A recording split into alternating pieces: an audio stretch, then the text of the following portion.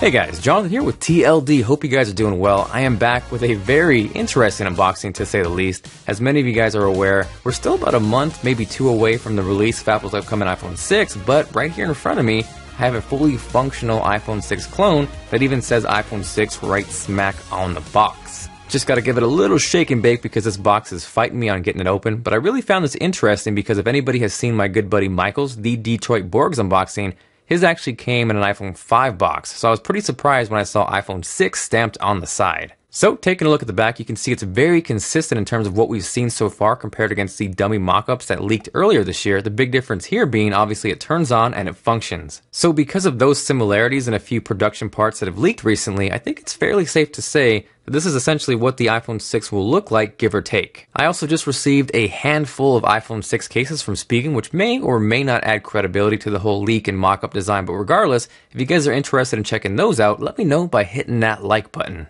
Now, spoiler alert, this may look like an iPhone 6, but as far as performance goes, it is not snappy at all. It's sadly actually a massively underpowered iOS-skinned Android device, essentially. If you compare it to the iPhone 5S, for example, you can see in terms of performance on Geekbench, it gets absolutely destroyed. But what's interesting, though, if you look at the specs on paper, they're actually pretty close. They're both dual-core, they're clocked around 1 GHz, but I think this is a testament to not only Apple's performance hardware-wise, but software as well. So continuing on with the unboxing, because there actually was content and accessories which I found amusing, the first thing up is a quick start guide, which says hello right smack there on the front, just like Apple products. But if you dig a little bit deeper and look inside, the most hilarious thing that stood out to me is those are iOS 6 screenshots, so yeah. Next up, and I'm willing to bet these aren't authentic, probably less earpods and more white color stereo bass headphone mic volume control remote earphone earpods headset for iPhone, but nevertheless, at least alongside your iPhone 6 clone, you get iPhone 6 earpod clones. Following that, we have the USB wall charger hanging out there wrapped up all nicely and such. This really isn't anything too spectacular, but at the very least, you can charge your iPhone 6 clone. Next up after that is the USB wall charger's PIC, the faux lightning cable, and alongside that is the SIM ejection tool. Now obviously I'm not going to bank on the lightning cable being authentic either, but at the very least it was still pretty cool that they included the entire package like you would get with an iPhone. So now that we've blasted through the unboxing portion, we can dive in and dig a little bit deeper into the clone. I think obviously the biggest noticeable difference aside from the screen size increase is the complete aesthetic change from the iPhone 5S. No longer on the back side will we see those glass portions on the top and the bottom like the iPhone 5S. That will be replaced by what I would assume to be aluminum by the final production model. That is kind of sectioned off by the dual line design on the top and the bottom where presumably the antennas would go. But I think that kind of makes the iPhone 6 design look eerily similar to the HTC One M8, and if you agree or disagree, let me know with a comment down below. One thing I do want to point out that I do not like, and it's been consistent across the dummy mock-ups, is the fact that the camera on the back side of the iPhone 6 clone pops up. So to me, that would make it very vulnerable to scratches, something similar to the iPod Touch.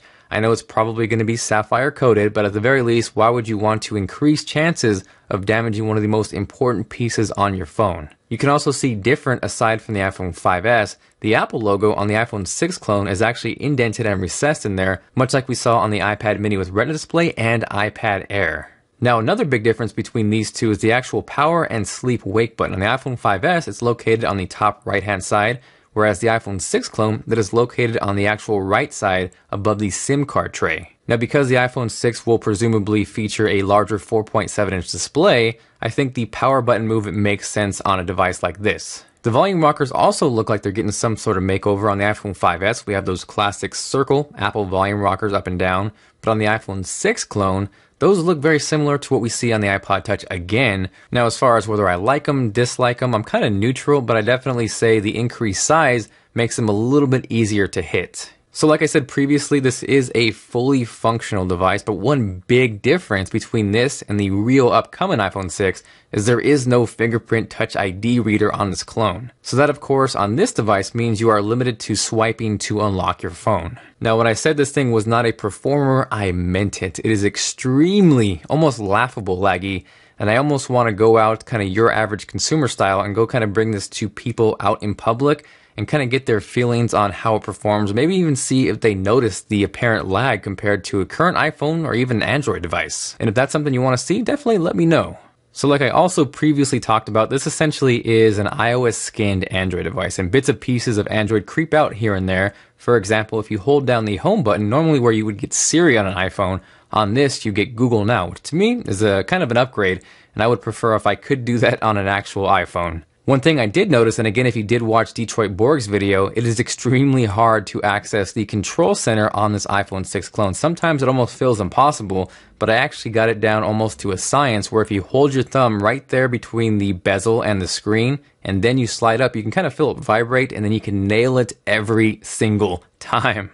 Now I know I'm going to get tons of questions of where can I buy this, and I want to tell you with a giant warning sign, do not buy this for anything more than purely entertainment. This particular one you can pick up on Chinese websites from anywhere from 160 to 200 bucks. I know as of August 1st, Goophone will be releasing their clone version of the iPhone 6. But honestly, as you can see from performance, you're not getting anything that you would really want on an iPhone, and at this price for a little bit more, you can get a Nexus 5. Or if you can find it, you can get something like the OnePlus One, which is going to absolutely destroy this in performance and overall just usability. I did get a chance to do a little bit of gaming on this iPhone 6 clone, and it wasn't as bad or as terrible as I would have imagined, but the actual touch screen wasn't really responsive, and it kind of hindered the gameplay and overall enjoyment at times. Regardless, it did give me insights and a better look of what the 4.7-inch iPhone 6 will look like. I do really enjoy watching movies and media on a screen size like this. Honestly, my ideal screen size